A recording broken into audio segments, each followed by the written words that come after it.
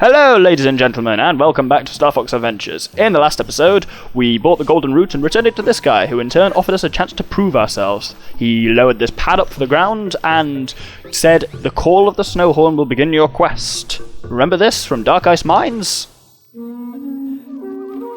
All those times ago.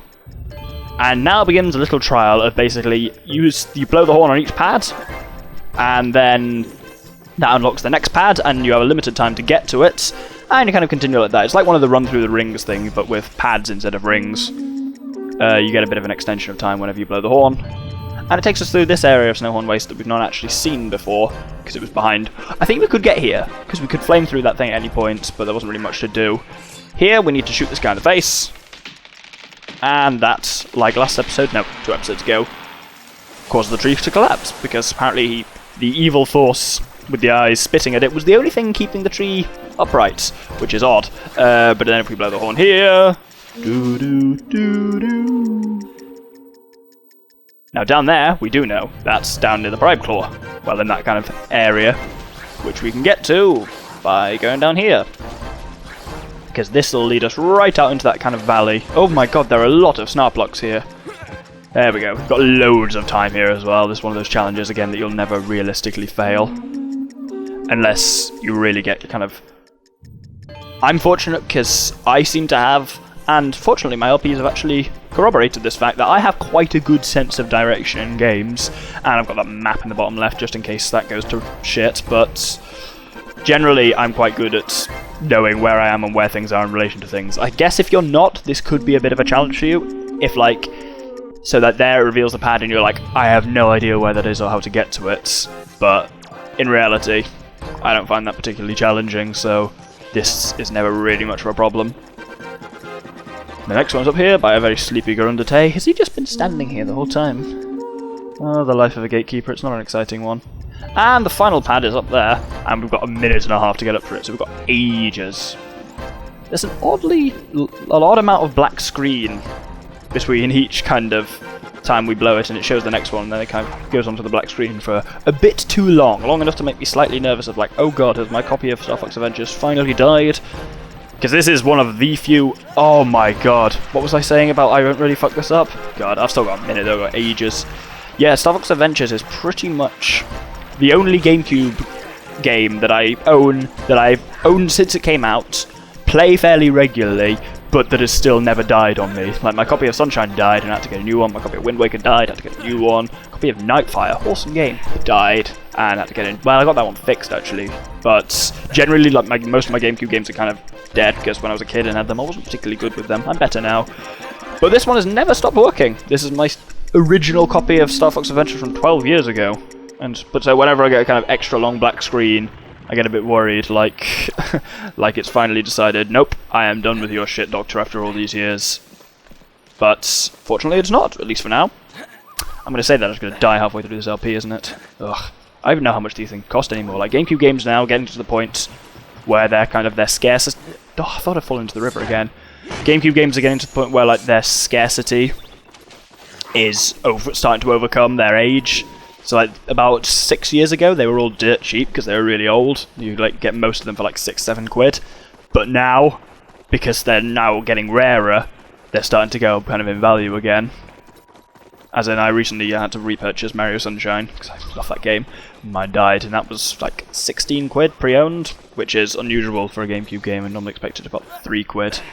And some are really expensive as well. Like I still have somewhere my GameCube copy of Twilight Princess, which I believe they sell for about 70 or 80 quid, and they did like when they were pretty much new, because apparently none of them were ever made and they were always really rare, so that's awesome. Why did I just run into the fire? I'm an idiot. If you're wondering where I'm going to that gate that we saw opening, because that's actually up here! Just over here. Oh god, there's a lot of shit going off here. Because if we talk to this guy, he says... Thank you, Fox, and good luck on your quest. I don't recall ever giving him my name. Though then again, maybe he's not referring to us as... Oh, there's the final 2 fuel cells in Snowhorn Waste as well that I said we couldn't get before. Maybe he was just calling us Fox as in species, as in we would call him Snowhorn. He was just calling us Fox, but there was a capital letter in the subtitles. It's like there was a bit, I didn't point it out at the time, but back in Walled City, the King Earthwalker refers to us as Star Fox. I'm pretty sure that's not actually his name. I think Star Fox is the team he's part of or something like that, but his name is not Star Fox. Though in fairness, Fox is an odd name anyway. As in, like, his father's called James. Like, that's a normal name, but it's like, oh, my son is a fox, so I'm just going to call him Fox McCloud. It's like me calling my child Human. It's just a weird... I don't know why you'd do that. But yeah, Krazoa Shrine now. This is probably the most irritating Krazoa Shrine, because, yay, it's a mechanic we haven't seen for ages. I call it that fuel barrel. Get used to seeing that fuel barrel. In case that wasn't enough, oh look, there's laughing birds. Come on, die. There we go. Die. Die. Yeah, one of those has got to have hit it. Yeah. Just also to fuck you over slightly more with that fuel barrel, as you will notice, ice physics! Yay! And a monkey ball section. This is all great fun. I'm going way too fast. Oh god, slow down, Doctor, slow down. Oh, I'm good. I'm so good. And kerplunk. So, now we can move on. But not very far, because when we get here, we'll see... Oh, there's a fuel barrel pad. Look at that! So, we need to go back and fetch another fuel barrel, and you can see how this starts to progress. Though actually, we don't have to come back after this. We then, once we pick up the fuel barrel this time, we keep it with us for the entire dungeon. Well, Krazoa Shrine, really. It's not really a dungeon. Though dungeon is a very odd word, I was thinking for, like... It's odd that you think of kind of the main trials in any like, adventure game like this or a Zelda game as being either dungeons or temples, neither of which are particularly... Like, a dungeon is just where you lock someone, and it's normally just like a little cage somewhere. It's like a prison or something, which is an odd phrase for it, and temple makes even less sense. But I guess they've just become a thing. So, if we put this down here, there's a suction machine coming over to get it. But there's fire in the way. But if we flick this switch... The fire goes away, but switches to the opposite side. So what we need to do is cleverly time it, that once it's past that fire, we switch the fire onto the left, and then once it's past the left side and coming back onto the right side, once it's past the right side and coming onto the left side, we switch again the fire to disable it on that side, and then the suction thing should drop off our barrel nicely on the end. We could swim over and get it. This is going remarkably well so far. I normally struggle with this, but I really shouldn't have said that out loud. Now the game knows. But there's only one little bit left here. Now all we have to do is... Oh, bugger. Holy shit, did that work? Ho-ho! King me! That was fantastic. What we need to do now is put it down on this final panel while we deal with this fellow. So I haven't worked out quite what the difference between blue and yellow Sharp Claw is. I think the yellow ones might block slightly more, but he's dead.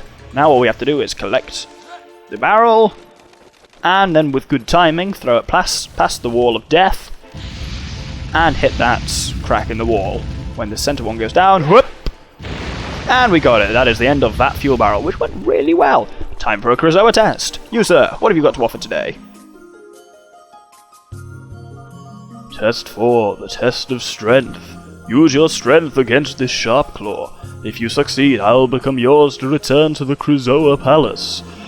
Test of strength! Sounds familiar, doesn't it? And yes, it's exactly the same. And I'm using the same tactic I developed back in Lightfoot Village. This one is much easier, though. As in, I've normally never had any problem with this one either.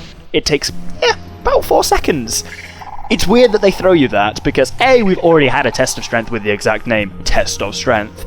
And also, to get this far in the game, you have to have beaten the Musclefoot test, and the Musclefoot test is way harder, so it's kind of odd that they'll make an easier test after a hard one, but doing exactly the same thing. As in, if you can button mash fast enough to beat the Musclefoot test, you must be able to do this one, so it's kind of odd. It would have made more sense if they might have thrown you this one earlier. But all the Krazoa tests are pretty easy. As in, there was the test of observation, which is quite difficult to fail. Test of combat, which I blazed through the test of combat. The test of fear is the only really problematic one. Then that one's pretty straightforward. And the final one, I guess, is kind of... The final one can be annoying for some reasons that it shouldn't be. But I'll explain that more when I get to it. Oh, and there's a final one after that, actually. Well, there's 2 more, aren't there, of course. But, well, I don't want to spoil anything, so I'll talk about them more when I get to them. But for now, yeah, we've got to deliver this thing to Krazoa Palace, so I will see you back at the Warpstone. Fact of the day. This game originally was not, as you can probably see, intended to be a Star Fox game. It was developed for the N64 and was called Dinosaur Planets, and featured a all-new rare character, that looked kind of like a fox anyway, and Tricky was still around in it. And Crystal was kind of the other counterpart to that. And the game was about half finished, I think, before they transferred it to the GameCube and added fox characters into it. But yeah, like, whereas you only play as Crystal for a tiny portion of the game, in that game you could choose freely between Fox or Crystal, and they were both supposed to have different powers. I can't remember what the fox was supposed to be called. It wasn't Fox, it was just a fox. But yeah, at any point you could switch between which playable character you were playing as with this guy, who back in the day was not the Warp Stone, he was the Swap Stone. And so this place was originally called Swapstone Hollow rather than Thorntail Hollow. But that's irrelevant now because this is a Fox game, apparently. Let's go. Again, I'm going to try and race through this Krazoa Palace. Like, not speedrunning again, but just, this is a very quick one, so I'm going to whack another minute on the clock. Yeah, I'm going to whack another minute on the clock, and I should be able to beat it before then. I reckon I can do this in closer to 30 seconds than a minute. I would probably say 45 seconds. Go. Well, no, we'll start it when I'm actually real. 3, 2, 1, go! Whee! Little glitch here. If you press Z to use the viewpoint, the camera stays in the same place, and the lift goes up without you. But then you're still on the lift. Haha! Throwing that in just to mix it up a bit. Right. Now we only need to be on the first floor, so we just go up here and to the right. And I'm going to get what I need ready, because this entrance is guarded by a portal device. And I've come around the wrong bloody way, haven't I?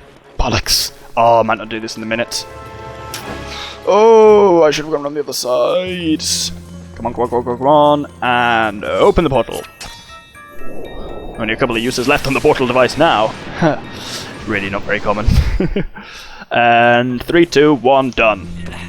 Ooh, wonder what that was. It felt like about 40 seconds. Yeah, there are only 3 more times in the game we use the portal device. It's an odd power, but I like it. It has its own little odd charm. And just like that, whee! That's our 4th Krazoa Spirit release, so we are more than halfway to freeing Crystal, which is awesome. And they're all kind of orbiting around there menacingly in that device, whatever the hell that device is, or why she's trapped in it, or who trapped her in it, and all these questions we don't get answers to until right at the end of the game. Have fun with that. Some are never answered. Much as I love this game, I can see its plot holes, which is part of the beef that some people have with it, I imagine. But still beats the other Star Fox games, in my opinion at least. Anyway, enough controversy, let's have a little cutscene. Or not. Come now. Fox, my boy! 3 spellstones down and only 1 to go! You seem to be getting the hang of this! Now then, it's time for you and Tricky to go to Dragon Rock, your toughest challenge yet. That's easy for you to say, but where do I find the Gatekeeper? He is closer than you realize. He who has no voice has plenty to say. So that's a slightly cryptic hint there as to who the next Gatekeeper is. And essentially, I think we should know who he is by this point, but we probably don't. I never knew this when I was younger, just because I never bothered talking to the Thorntails. But apparently, see that Thorntail over here? If you talk to him, he just kind of mumbles at you. He doesn't really say any words. But now we know something. The Warpstone's given us a little hint, so if we talk to him now... I should have guessed there was something odd about you. The Warpstone said I should find you. I haven't spoken since something terrible happened. Something that I am ashamed to admit. I too attempted to save our planet, but I failed. Tell me, what happened? I led a group of dinosaurs against General Scales. He learnt of our plan before we could act, and launched a full-scale offensive against us. We never stood a chance. He imprisoned 3 of my closest friends on Dragon Rock, and it is also where he has taken the Spellstone. So how did you survive? If Scales let you go, it could only be because... I am the Gatekeeper.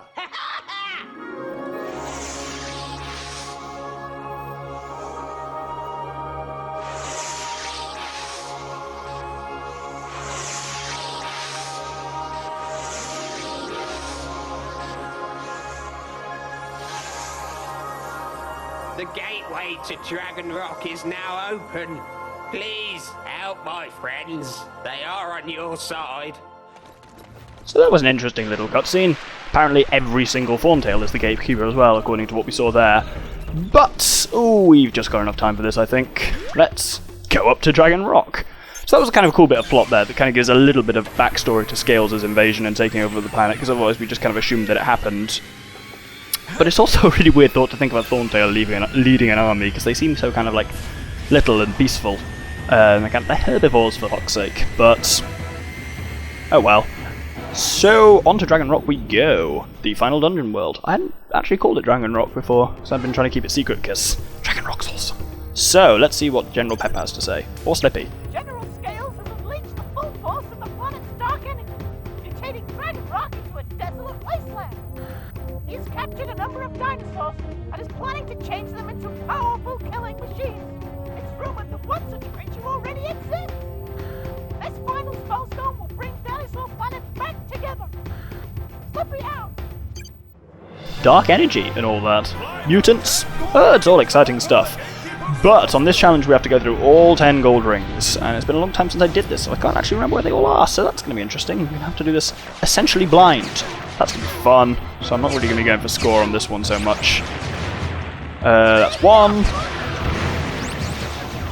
And there's a second one there, good. I'm probably going to be going quite slowly. Normally I use the booster a fair bit, but I'm not going to dare do that on this, because let's try and not get hit by that. Oh, nope, let's get hit by that, actually. That worked. Right, there's an upgrade on the left. There's a gold ring on this side too. Okay. And gold ring over here. Yes. Okay, good. This is going well. Is that a gold ring or is that a silver ring? Bollocks, did I miss a gold one? No, okay, okay, that was a silver. Whew. That one had a little C thing inside it. And let's get that one. Oh, that was close.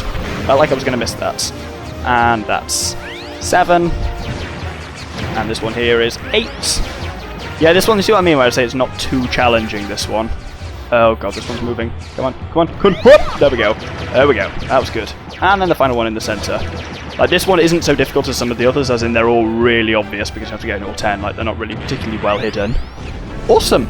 That went really well, actually. I was worried I was going to fail that. Still not really failed anything this game. Was I really going to say I've not failed anything? Fucking test of strength, the muscle foot test, obviously. But anyway, I'm quite going to have time to start Dragon Rock, but you just get to look at how awesome it is. Desolate wasteland, lightning, towers, spikes. No dragons, actually.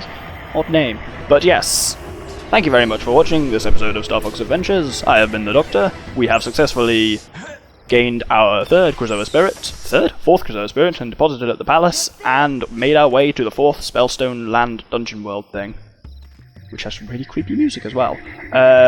So yeah, I hope you'll join me next time for Dragon Rock. Good day.